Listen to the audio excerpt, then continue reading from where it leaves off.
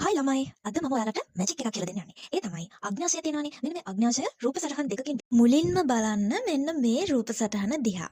එතකොට මේ තියෙන්නේ ආමාශය. එතකොට මෙතන තියෙනවා ග්‍රහණි වක්‍රය.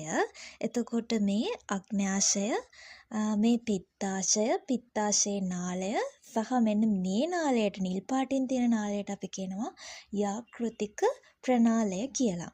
එතකොට දැන් මම කතා කරන්නේ අග්න්‍යාශය ගැන නිසා මම ආමාශයත් ග්‍රහණි වක්‍රයත් වර්ණ ගන්වලා නැහැ. එතකොට මුලින්ම මේ රූප සටහන හොඳින් බලන්න ඕනි. මුලින්ම අපි බලමු මෙන්න මේ නිල් පාට නාලයට කියන නම මොකක්ද කියලා. ඒකට අපි කියනවා යාකෘතික ප්‍රනාලය කියලා. එතකොට මේ පිත්තාශයත් එක්ක තියෙනවනේ මෙන්න මෙහෙම වක් වෙලා වගේ නාලයක්.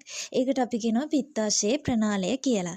එතකොට යාකෘතික ප්‍රනාලයයි පිත්තාශයේ ප්‍රනාලයයි එකතු වෙලා හදනවා පොදු පිත්ත ප්‍රනාලය. මේ තියෙන ලොකුවට ලා කොළ පාටට.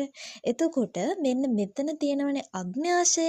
මේ අග්න්‍යාශයත් එක්ක ඔයාලට පේනවද මේ කහපාට පුංචි ලස්සන බටයක් වගේ එකක්. අපි අන්න ඒකට කියනවා අග්න්‍යාශයක ප්‍රනාලය කියලා.